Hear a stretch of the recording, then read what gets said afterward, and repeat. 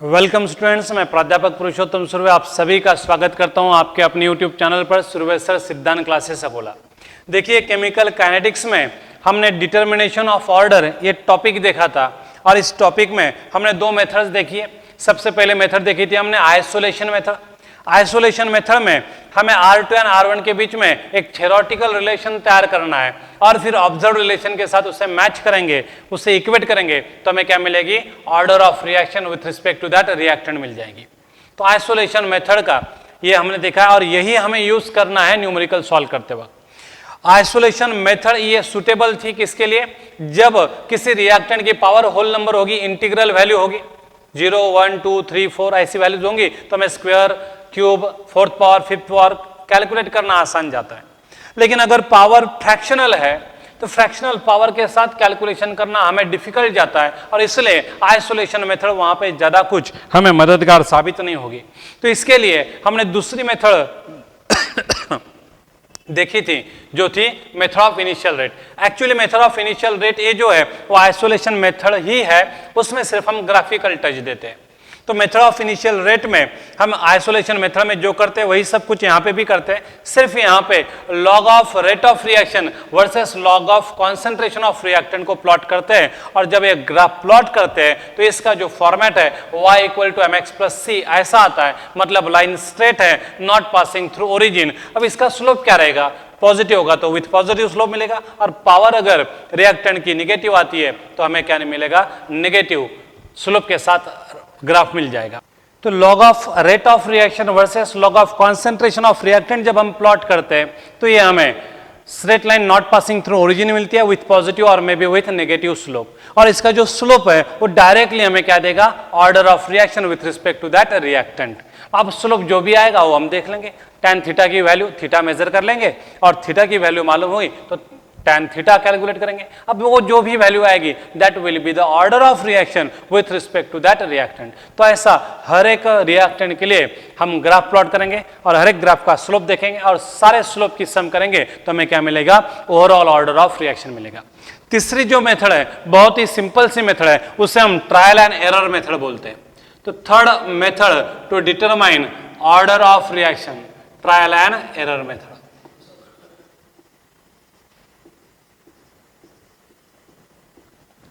तो ये मेथड बहुत ही ज्यादा टाइम कंज्यूमिंग है तो कोई इसका इस्तेमाल नहीं करता है। तो third method to determine order of reaction is trial and error method. देखिए बच्चों, हमने हर एक रिएक्शन के लिए क्या किया है, इंटीग्रेटेड रेट लॉ तैयार किया है, जीरो ऑर्डर के लिए भी, फर्स्ट ऑर्डर के लिए भी एंड ऐसे रिएक्शन के लिए जिनकी ऑर्डर या तो 2 है या फिर 2 से ज्यादा है, ऐसे रिएक्शन के लिए भी हमने रेट लॉ इंटीग्रेटेड फॉर्म में तैयार किया है। जीरो ऑर्डर का रेट लॉ क्या है, K = A0 - AT/T। ये जीरो ऑर्डर रिएक्शन के लिए है।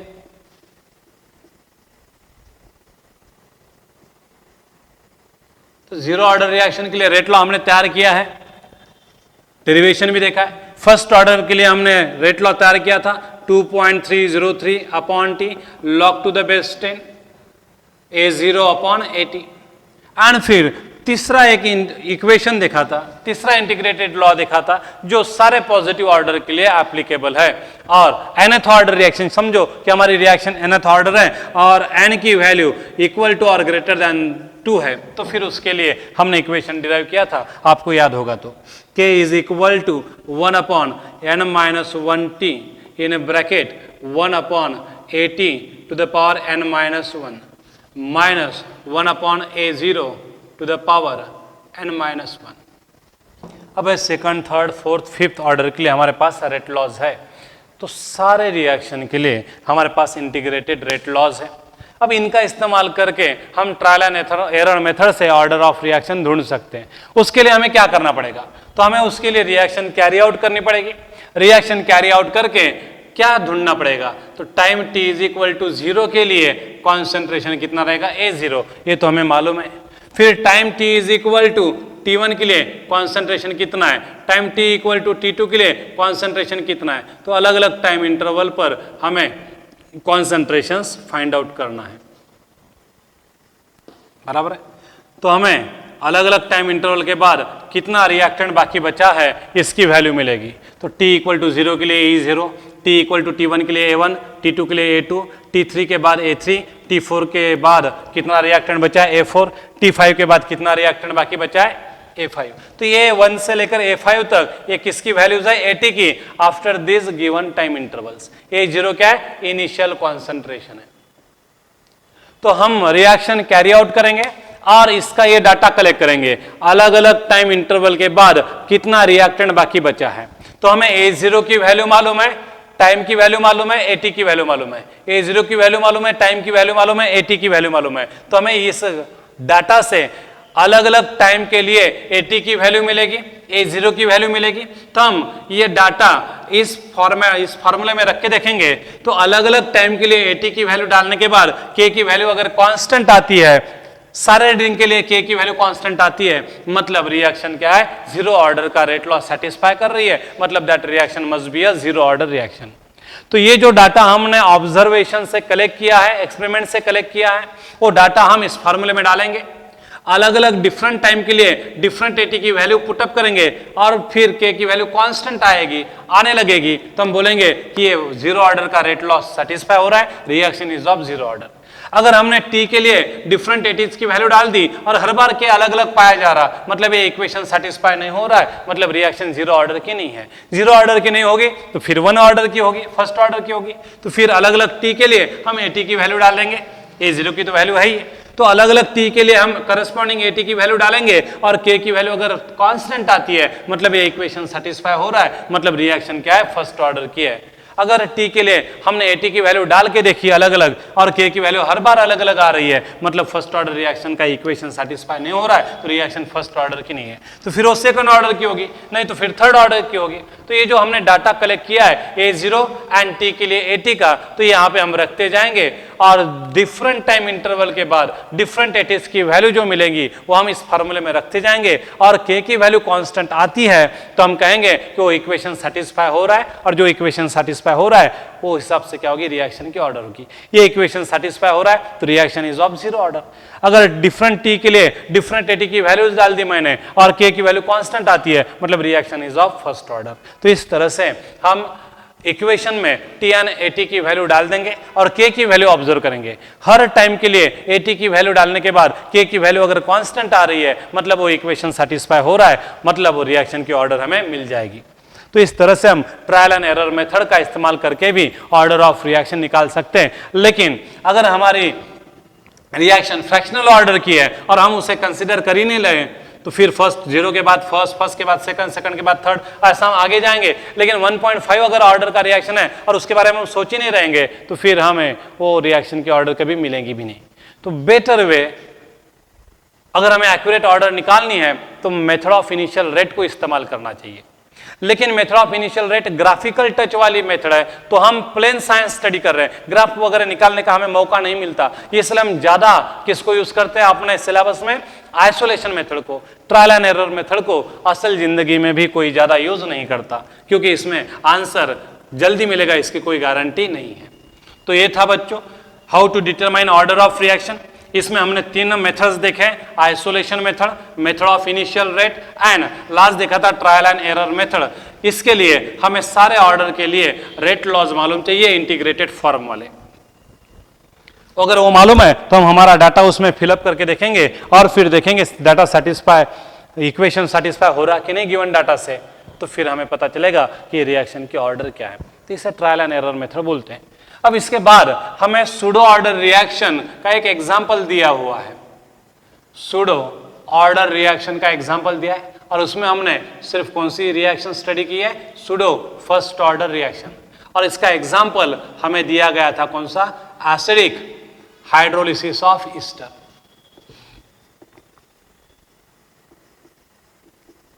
हमने सूडो फर्स्ट ऑर्डर रिएक्शन को डिफाइन किया है, the reaction which is of originally higher order but under certain condition behaves as a first order reaction is called as pseudo first order reaction. और उसका हमने एग्जांपल देखा है acidic hydrolysis of ester. अब ester है, कोई भी Easter समझो, हम एग्जांपल ले लेते हैं मिथिल एसीटेट CH3COO CH3। इस मिथिल एसीटेट का हम हाइड्रोलिसिस करेंगे किसके प्रेजेंस में? एसिड के प्रेजेंस में। जनरली हाइड्रोलिसिस जब हम करते हैं तो कौन सा एसिड यूज करते हैं? डाइल्यूट HCl, बराबर है। तो H पॉजिटिव मतलब यहाँ पे HCl लेना पड़ेगा, तो हम यहाँ पे डाइल्यूट HCl का इस्तेमाल करते हैं। तो whenever ester is boiled with water in presence of dilute HCl as a catalyst, we will get corresponding acid and corresponding alcohol। तो ये रिएक्शन है बच्चों। अब इसका फर्स्ट ऑर्डर रिएक्शन है ये, तो फर्स्ट ऑर्डर रिएक्शन है तो इसका काइनेटिक्स भी हमें स्टडी करते आएगा। अब इसका काइनेटिक्स स्टडी करना है तो उसका रेट लॉ हमें मालूम है, integrated formula K is equal to 2.303 upon T log to the base 10 A0 upon AT। अब हमें इन सब सिंबल के मीनिंग भी मालूम है। K आने क्या है? Rate constant for first order reaction. T आने क्या है? Time interval. AT आने क्या है? Amount of reactant left behind. मैं वापस बोलता हूं, AT क्या है? Amount of reactant left behind, and A0 क्या है? Amount of reactant taken initially. तो A0 यहाँ पे इनिशियल कॉन्सेंट्रेशन ऑफ एस्टर होगा। वाटर तो हम लार्ज एक्सेस में ले रहे हैं इसलिए रेट लॉ में आएगा नहीं, क्योंकि ओरिजिनली रिएक्शन सेकंड ऑर्डर की थी, लेकिन जैसे हम वाटर को लार्ज एक्सेस में लेते हैं तो रिएक्शन क्या बन जाती है? सूडो फर्स्ट ऑर्डर बनती है। और इसका रेट लॉ क्या है? R is equal to K into concentration of ester, बराबर है। अब यहाँ पे A0 यानी इनिशियल कॉन्सेंट्रेशन ऑफ एस्टर। अब एस्टर भाई हमने ही लिया है, कितना लिया है हमें पता है, तो A0 की वैल्यू हमें आसानी से पता चल जाएगी। A0 को कभी कभी हम कौन से सिंबल से डिनोट करते हैं? सिंपली A से भी डिनोट करते हैं। ये वैल्यू हमें नोन होगी, मालूम होगी, क्योंकि एस्टर हमने ही लिया है। तो रिएक्शन हमने स्टार्ट की। रिएक्शन स्टार्ट करने से पहले हमने कितना एस्टर लिया है, उसको कितने वॉल्यूम में डिसॉल्व किया है पानी के, वो हमें मालूम है, तो उसकी मोलरिटी हमें मालूम होगी। तो A0 की value is known to us. अब रिएक्शन शुरू हो गई। रिएक्शन शुरू हो गई तो एस्टर क्या होते जाएगा? रिएक्ट होते जाएगा। With time quantity of ester goes on decreasing. तो हमें अब AT की वैल्यू चाहिए। After interval of time T what quantity of ester is left behind? AT। ये AT की वैल्यू कैलकुलेट करना है। अब एस्टर बाकी कितना बचा है? एस्टर न्यूट्रल इन नेचर है, और एस्टर कितना बाकी बचा है इसके लिए हमारे पास कोई टेस्ट नहीं है। इसको जांचने के लिए हमारे पास कोई भी टेस्ट नहीं है। अब कितना एस्टर बाकी बचा है, मतलब AT की वैल्यू मालूम ही नहीं हुई, तो हमें इक्वेशन का इस्तेमाल नहीं कर पाएंगे, और इक्वेशन का इस्तेमाल नहीं कर पाएंगे तो काइनेटिक्स भी स्टडी नहीं कर पाएंगे। तो देखो बच्चों, तो हम सूडो फर्स्ट ऑर्डर रिएक्शन का एग्जांपल देख रहे हैं, वो भी कौन सा? सिर्फ hydrolysis of ester in presence of acidic medium. Originally ये रिएक्शन कौन से ऑर्डर की थी? सेकंड। लेकिन जब मैं वाटर को लार्ज एक्सेस में लेता हूं तो ये रिएक्शन कैसा बर्ताव करती है? सूडो फर्स्ट ऑर्डर रिएक्शन जैसा। मतलब ये फर्स्ट ऑर्डर रिएक्शन का काइनेटिक्स सेटिस्फाई करती है, मतलब इसने ये इक्वेशन सेटिस्फाई करना चाहिए। तो हमें यहाँ पे अलग अलग वैल्यूज रखनी पड़ेंगी। How many variables are there? 3। A0 तो भाई कांस्टेंट है, इसको वेरिएबल नहीं बोल सकते। AT, T एंड K भी कांस्टेंट है, मतलब यहाँ पे वैल्यू वेरिएबल्स कितने? सिर्फ 2 ही है। सॉरी, मैंने 3 बोला गलती से। कितने वेरिएबल्स है? 2 ही है। K कांस्टेंट है, फर्स्ट ऑर्डर रिएक्शन इसलिए। A0 इनिशियल कॉन्सेंट्रेशन लेने के बाद हमेशा कांस्टेंट रहता है, तो यहाँ पे 2 ही वेरिएबल है। तो अलग अलग T के लिए हमें अलग अलग AT की वैल्यू ढूंढनी है। AT यानी amount of ester left behind. तो एस्टर न्यूट्रल इन नेचर है, और उसका कितना अमाउंट बाकी बचा है इसको जांचने के लिए, इसको जानने के लिए हमारे पास कोई भी टेस्ट नहीं है। अगर हमें amount of ester left behind after time T पता चलेगा ही नहीं तो हमें इक्वेशन यूज करते ही नहीं आएगा, और ये इक्वेशन यूज करते ही नहीं आया तो फिर हमें फर्स्ट ऑर्डर रिएक्शन का काइनेटिक्स भी स्टडी नहीं करते आएगा। अगर ये फर्स्ट ऑर्डर की रिएक्शन है तो इसको स्टडी करना है, तो ये फार्मूला हम यूज नहीं कर सकते। और क्यों नहीं यूज कर सकते, इसका रीजन भी आपने को मैंने बता दिया। तो it is very difficult to identify, to calculate the amount of ester left behind after in time T interval. तो AT की वैल्यू मिलेगी नहीं तो इक्वेशन यूज ही नहीं कर पाएंगे, तो फिर हमें इक्वेशन यूज करते नहीं आएगा तो डाटा कलेक्ट करके भी कोई फायदा नहीं होगा, बराबर है। अब इसके लिए क्या करना है? अब इसके लिए हम स्टोइचियोमेट्री का इस्तेमाल करेंगे। स्टोइचियोमेट्री का इस्तेमाल करके हम इस प्रॉब्लम को हल कर सकते हैं। तो समझ में आया बच्चों? तो इसमें क्या प्रॉब्लम था, ये इक्वेशन हम यहाँ पे क्यों यूज नहीं कर सकते? क्योंकि we can't calculate the value of AT at time T, क्योंकि एस्टर की क्वांटिटी कितनी बाकी बची है ये कैलकुलेट करना आसान नहीं है, और उसके लिए हमारे पास कोई भी टेस्ट नहीं है, इसलिए ये इक्वेशन यहाँ पे यूजलेस होता है। तो हमें क्या करना पड़ेगा? इस रिएक्शन के लिए एक स्पेशल इक्वेशन तैयार करना पड़ेगा। तो इक्वेशन कैसा तैयार करेंगे? तो इस रिएक्शन को हम बारीकी से देखेंगे और स्टोइचियोमेट्रिकली जाएंगे। अब स्टोइचियोमेट्री हमें क्या है पता है। अब हम रिएक्शन को देखेंगे, रिएक्शन बैलेंस है। स्टोइचियोमेट्री जब अप्लाई करनी हो तो रिएक्शन बैलेंस चाहिए, तो हमने एक बार नजर डाल दी रिएक्शन की तरफ, तो रिएक्शन बैलेंस है 1 mole of Easter with access of water gives 1 mole of acid and 1 mole of alcohol. अब इनिशियली हमने ईस्टर कितना लिया A0 हमें मालूम है, कैलकुलेट करते आएगा, लेकिन हमने इनिशियली कितना ईस्टर लिया था वो हम स्टोइचियोमेट्रिकली भी कैलकुलेट कर सकते हैं। अगर मैंने इनिशियली 1 मोल ईस्टर लिया तो at the end of reaction मुझे क्या मिलेगा? 1 मोल एसिड मिलेगा। अगर मैंने इनिशियली 2 मोल ईस्टर लिया होता तो at the end of reaction मुझे कितना मिलता? 2 मोल एसिड मिलता। अगर इनिशियली मैंने n मोल ऑफ ईस्टर लेता तो at the end of reaction मुझे क्या मिलता? n मोल ऑफ एसिड मिलता। मतलब अमाउंट ऑफ एसिड कितना तैयार हुआ है वो अगर पता चल गया तो हम यह पता लगा सकते हैं कि कितना ईस्टर रिएक्ट हुआ होगा। अगर 1 मोल एसिड तैयार हुआ है तो हम बोलेंगे 1 मोल ईस्टर जरूर रिएक्ट हुआ होगा। 2 मोल एसिड तैयार हुआ मतलब हम बोलेंगे 2 मोल ईस्टर जरूर रिएक्ट हुआ होगा। तो on the basis of amount of acid form in a reaction we can predict the amount of ester reacted. But amount of acid form ये कैसे मेजर करेंगे? एसिड कोई सॉलिड स्टेट में थोड़ी ना तैयार होता है, एक्सेस ऑफ वाटर है तो एसिड डिसॉल्व स्टेट में रहेगा। तो यहां पे हमें क्या करना पड़ेगा? उसका कॉन्सेंट्रेशन ढूंढना पड़ेगा एसिड का। और एसिड का कॉन्सेंट्रेशन कैसे ढूंढेंगे? एसिड का कॉन्सेंट्रेशन कैसे ढूंढते हैं? By titrating it with known concentration of base. बराबर है, with a base having known concentration. Titration आपको पता है। तो अगर एसिड ज्यादा तैयार हुआ तो उसको न्यूट्रलाइज करने के लिए ज्यादा बेस लगेगा, ज्यादा वॉल्यूम लगेगा बेस का। बराबर है। अगर मुझे एसिड को न्यूट्रलाइज करने के लिए ज्यादा बेस लगा, ज्यादा वॉल्यूम लगा बेस का, मतलब एसिड ज्यादा तैयार हुआ है, और एसिड ज्यादा तैयार हुआ है मतलब ईस्टर ज्यादा रिएक्ट हुआ है। तो देखो स्टोइचियोमेट्री को देखने के बाद मुझे ऐसा पता चला कि amount of ester taken initially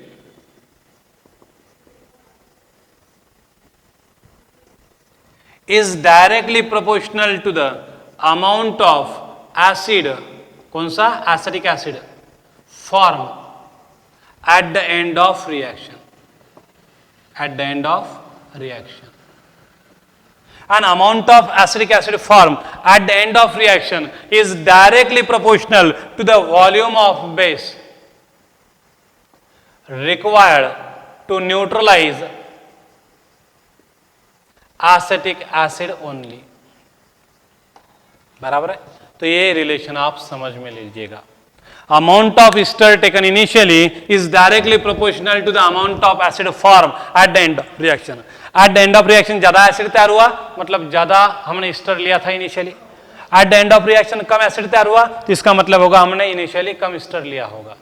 तो amount of ester taken initially is directly proportional to the amount of acidic acid form at the end of reaction.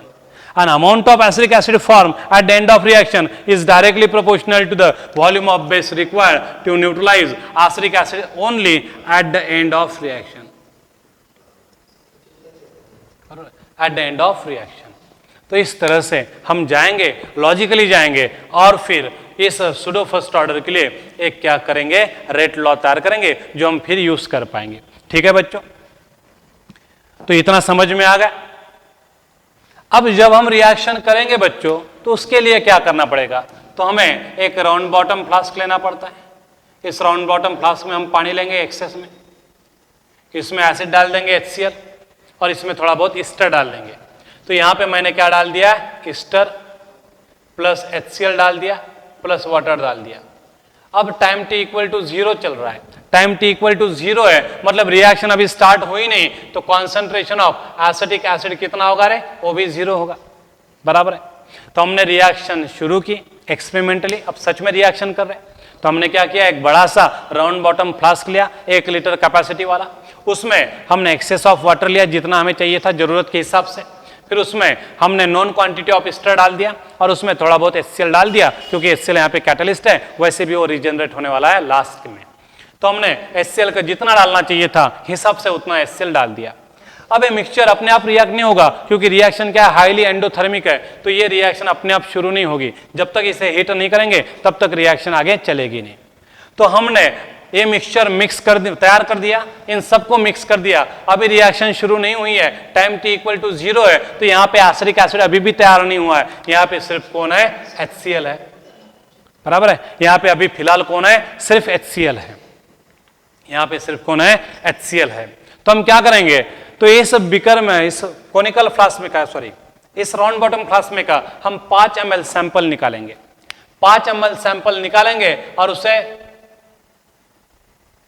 उसका टाइट्रेशन करेंगे नॉन कॉन्सेंट्रेशन ऑफ बेस के साथ।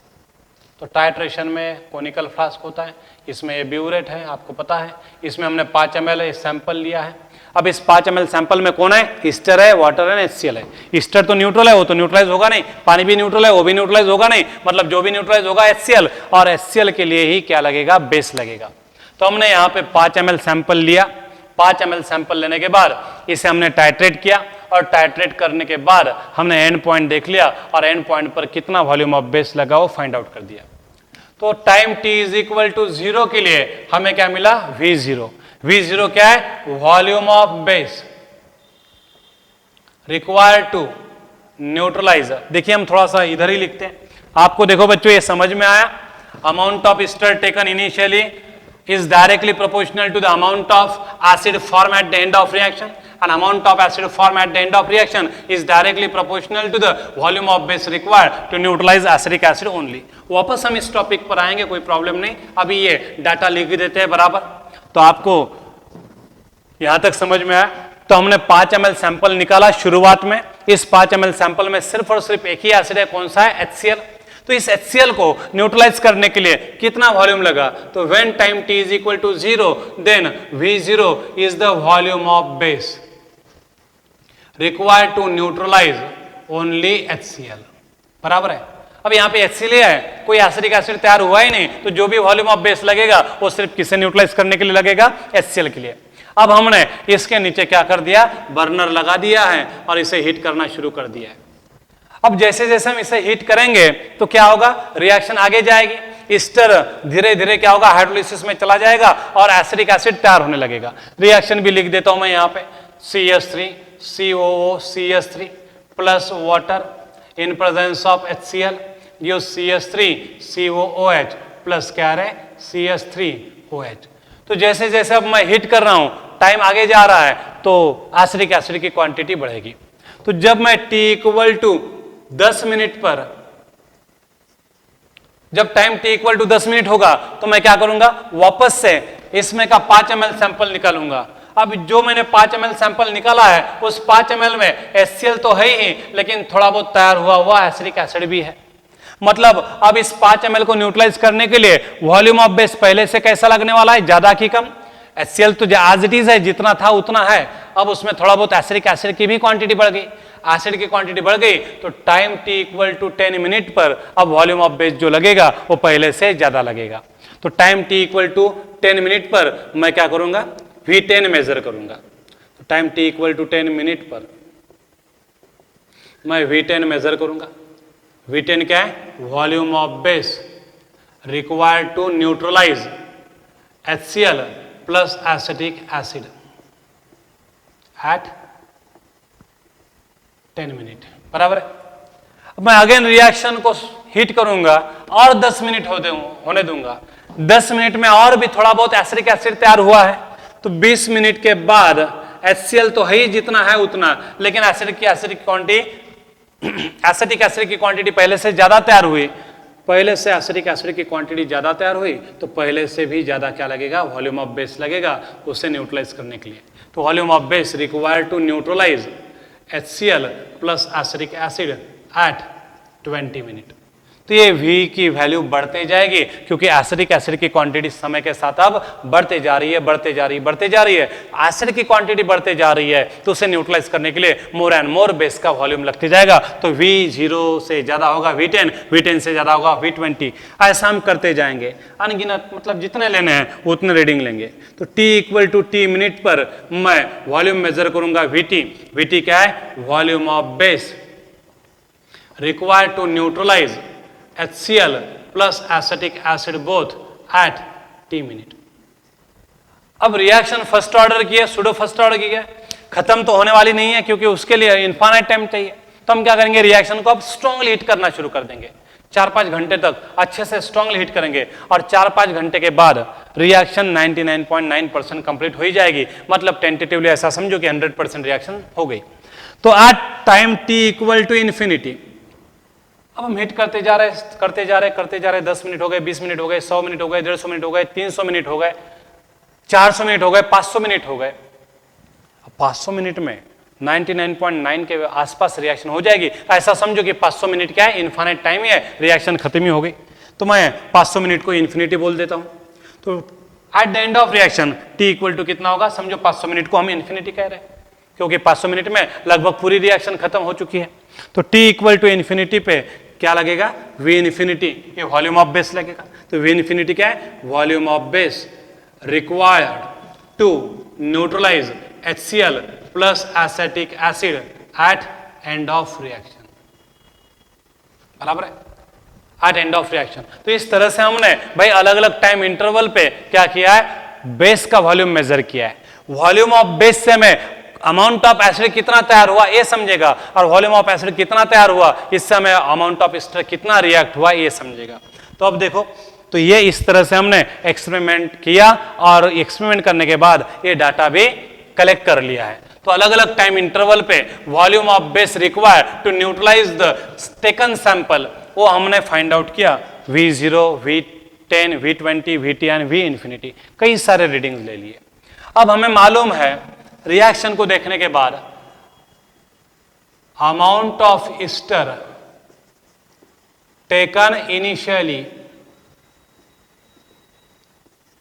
is directly proportional to the amount of acetic acid formed at end of reaction, बराबर है। And acetic acid form at the end of reaction कितना है, तो end of reaction के पास मतलब time t equal to infinity पे V infinity volume लगा है, लेकिन किसके लिए लगा है, to neutralize HCl as well as acetic acid. तो V infinity, this is the volume of base required at the end of reaction to neutralize HCl and acetic acid. तो V infinity is the volume to neutralize both. हमें क्या चाहिए, volume of base required to neutralize only acetic acid. हमें सिर्फ क्या चाहिए, volume of base required to neutralize only acetic acid. ये चाहिए क्योंकि एसिडिक एसिड के लिए कितना वॉल्यूम लगा बेस का ये पता चला, तो उस पर से हमें एसिडिक एसिड की क्वांटिटी कैलकुलेट करते आएगी और उस पर से हमें एस्टर कितना रिएक्ट हुआ है ये पता चलेगा। तो हमें यहाँ पे volume of base required to neutralize acidic acid only ये चाहिए। अब देखो पूरे रिएक्शन में, पूरे एक्सपेरिमेंट में HCl की जो क्वांटिटी है वो कम भी नहीं होगी और बढ़ेगी भी नहीं। मतलब जितना वॉल्यूम ऑफ बेस लगा है HCl को यहां न्यूट्रलाइज करने के लिए, वही वॉल्यूम लगेगा HCl को न्यूट्रलाइज करने के लिए यहां पे भी, यहां पे भी, यहां पे भी, हर जगह पे। तो यहां पे भी volume of base required to neutralize HCl कितना लगेगा, V0। अगर मैं V इन्फिनिटी से V0 माइनस कर दूंगा तो मुझे क्या मिलेगा, volume of base required to neutralise only acetic acid. तो volume of base required to neutralize acetic acid only at the end of reaction. अब volume of base required to neutralize acetic acid only at the end of reaction कितना है बच्चों, V infinity minus V0। समझ में आए, समझ में आया क्या है, volume of base required to neutralise acetic acid only at the end of reaction कितना है, V infinity minus V0। V infinity is the volume of base required to neutralize HCl plus acetic acid and V0 is the volume of base required to neutralize only HCl। तो V infinity से V0 minus कर देंगे तो हमें क्या मिलेगा, volume of base मिलेगा to neutralise only acetic acid. तो volume of base required to neutralise acetic acid only at the end of reaction क्या आएगा, V infinity माइनस V0। अब amount of ester taken initially कितना आ रहा है, तो A is directly proportional to V infinity minus V0। Do you got it? Equation number 1। Do you got it? Equation number 1. The amount of ester taken initially is equal to the amount of acetic acid formed at the end of reaction, and amount of acetic acid formed at the end of reaction is nothing but volume of base required to neutralize acetic acid only at the end of reaction. And what is the value of that? V infinity minus V0. इसलिए हमें एक equation मिला, A initial concentration of ester is directly proportional to V infinity minus V0. समझ में? अब हम amount of ester reacted in a time t ये निकालेंगे. Amount of ester E reacted in time t, और ये हमेशा इक्वल टू रहेगा. प्रोपोर्शनलिटी लिखा तो भी चलेगा, इक्वल टू लिखा तो भी चलेगा. तो amount of ester E reacted in time t is directly proportional to the amount of acetic acid formed in time t. मैं क्या बोल रहा हूं, समझ में आ रहा बच्चों? An amount of acetic acid formed in time t is directly proportional to the volume of base required to neutralize acetic acid at time t. And volume of base required to neutralize acetic acid only at time t कितना है? तो at time t ये जो volume है Vt, तो ये किसको neutralise कर रहा है? HCl प्लस एसिटिक एसिड को. हमें एट टाइम t क्या चाहिए? Volume of base required to neutralise only acetic acid. तो Vt में से अगर मैं V0 माइनस कर दूंगा, Vt में से V0 माइनस कर दूंगा, तो जो भी वॉल्यूम बचेगा वो सिर्फ किसे न्यूट्रलाइज करने के लिए लगा होगा? एसिटिक एसिड को. तो Vt is the volume of base required to neutralize HCl plus acetic acid both. हमें क्या चाहिए? Volume of base required to neutralise acetic acid only at time t. तो हमें उसके लिए क्या करना पड़ेगा? Vt में से V0 माइनस करना पड़ेगा. तो इसकी वैल्यू क्या आएगी? Vt minus V0. Do you got it? तो amount of ester E reacted in time t हम कौन से सिंबल से रिप्रेजेंट करते हैं? x से. x is directly proportional to amount of acetic acid form in time t, and it is directly proportional to volume of base required to neutralize acetic acid only at time t, and it is equal to Vt minus V0. मतलब amount of ester reacted in time t is directly proportional to Vt minus V0. हमें A मिल गया, हमें X भी मिल गया. अब A मिल गया, X मिल गया, तो हमें क्या मिल जाएगा? A minus X भी मिल जाएगा. Therefore A minus X की वैल्यू क्या होगी? A की वैल्यू है V infinity minus V0. X की वैल्यू क्या है? Vt minus V0. इसको सिंप्लीफाई करेंगे तो V infinity minus V0 minus Vt plus V0. V0 क्या होगा बच्चों? कैंसिल होगा, तो बचेगा क्या? V infinity minus Vt. तो हमें A माइनस एक्स की भी वैल्यू मिल गई in terms of volume of base required. अगर हमें A मिल गया, A माइनस एक्स मिल गया, तो अब हम क्या कर सकते हैं? Integrated rate law for first order reaction लिख सकते हैं. और उसका फॉर्मूला क्या है बच्चों? देखो, integrated rate law for first order reaction क्या है? 2.303 upon T log to the base 10 A0 upon AT. ये भी लिख सकते हैं, या फिर A0 के जगह पे A लिखूंगा तो AT के जगह पे क्या लिख सकता हूं? A माइनस एक्स भी लिख सकता हूं. आपको पता है ये यानी इनिशियल कॉन्सेंट्रेशन है, एक्स यानी अमाउंट ऑफ रिएक्टेंट रिएक्टेड है, और A माइनस एक्स यानी amount of reactant left behind है. तो A माइनस एक्स AT की वैल्यू है और A0 की वैल्यू है. अब यहाँ पे मैंने A भी ढूंढ निकाला है, A माइनस एक्स भी ढूंढ निकाला है. तो इस हाइड्रोलिसिस ऑफ ईस्टर के लिए मेरे पास अब एक फार्मूला तैयार हो गया जो मैं अब प्रैक्टिकली यूज कर पाऊंगा. तो K is equal to 2.303 upon T log to the base 10. A की वैल्यू क्या है बच्चों? V infinity minus V0. And A minus x की वैल्यू क्या है? V infinity minus Vt. तो ये इक्वेशन का हम इस्तेमाल करके एसिडिक हाइड्रोलिसिस ऑफ ईस्टर को स्टडी कर सकते हैं. Where V infinity is a volume of base required to neutralize HCl and acetic acid at the end of reaction. V0 क्या है? Volume of base required to neutralize only HCl at the beginning of reaction. V infinity होगा. Vt क्या है? Volume of base required to neutralize acetic acid plus HCl at time t. ये अगर values मालूम रही तो हम क्या कर सकते हैं? एसिडिक हाइड्रोलिसिस ऑफ ईस्टर को भी स्टडी कर सकते हैं. उसके लिए ये वाला फार्मूला यूज करना पड़ेगा. ये फार्मूला यूज करना फिर डिफिकल्ट हो जाएगा क्योंकि ईस्टर का amount of Easter left behind ढूंढ निकालना हमारे लिए डिफिकल्ट है. तो उसको हमने इनडायरेक्टली स्टैचोमेट्री का इस्तेमाल करके निकाला है. तो इसके लिए एसिडिक हाइड्रोलिसिस ऑफ ईस्टर के लिए क्या होगा? फिर हमारा rate law K is equal to 2.303 upon T log to the base 10 V infinity minus V0 upon V infinity minus VT। अब आपको मैंने बताया था जैसे जैसे टाइम बढ़ते जाएगा तो more and more acidic acid तैयार होगा। HCl तो जितना है उतना है ही, एसिडिक एसिड की क्वांटिटी बढ़ती जाएगी। तो टाइम के साथ एसिडिक एसिड की क्वांटिटी बढ़ती जाएगी तो उनको न्यूट्रलाइज करने के लिए वॉल्यूम भी बढ़ते जाएगा। मतलब क्या होगा, time is directly proportional to the volume of base required to neutralize the given sample. बराबर है। तो टाइम के साथ हमने देखा है कि volume of base required to neutralize the sample बढ़ते जा रहा है।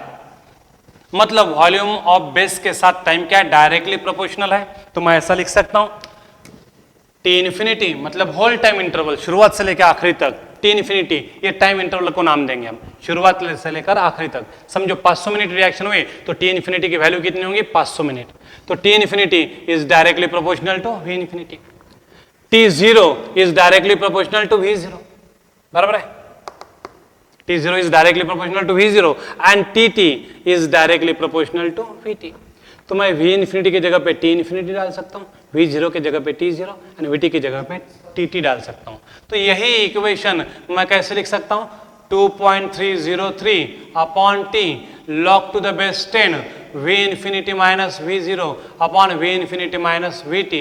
तो यहाँ पे मैं वैल्यूज डाल दूंगा तो क्या मिलेगा, 2.303 upon T log to the base 10 V infinity की जगह पे T इंफिनिटी, V0 की जगह पे T0, V इंफिनिटी की जगह पे T इंफिनिटी और VT की जगह पे TT।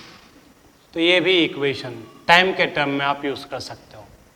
तो हालांकि ये इक्वेशन कभी यूज करने के लिए नहीं आया है, लेकिन बोर्ड के एग्जाम में एनसीईआरटी में भी है। तो आपको ऐसा पूछा जा सकता है कि which of the following integrated rate law can be use to study the acidic hydrolysis of ester. तो उस वक्त आपको ये दो इक्वेशन याद आने चाहिए। हालांकि इस पर न्यूमेरिकल वगैरह कहीं पे भी किसी भी किताब में पूछा नहीं है, लेकिन आपको ये फार्मूला आना चाहिए और दिया हुआ है तो हमने उसका डेरिवेशन भी देख लिया। नहीं तो हम बोल सकते थे कि भाई ये लर्न करो, बस ऐसा ऐसा ऐसा आप याद करो, हो जाएगा आपका काम। लेकिन आपको अब थ्योरी भी पता चल गई। अब थोड़ी सी कंफ्यूजिंग लगती है, ये थोड़ा सा लॉजिक अच्छा चाहिए। तो आप ये वीडियो जितनी बार देखोगे उतना आपका कंसेप्ट क्लियर हो जाएगा। इसलिए मेरी इच्छा है कि आप ये वीडियो बहुत ही धीमे गति से, शांति से, कूल माइंड से देखो। आपको प्रत्येक ईच एंड एवरी पॉइंट क्या होगा, क्लियर हो जाएगा, हर एक पॉइंट क्लियर हो जाएगा।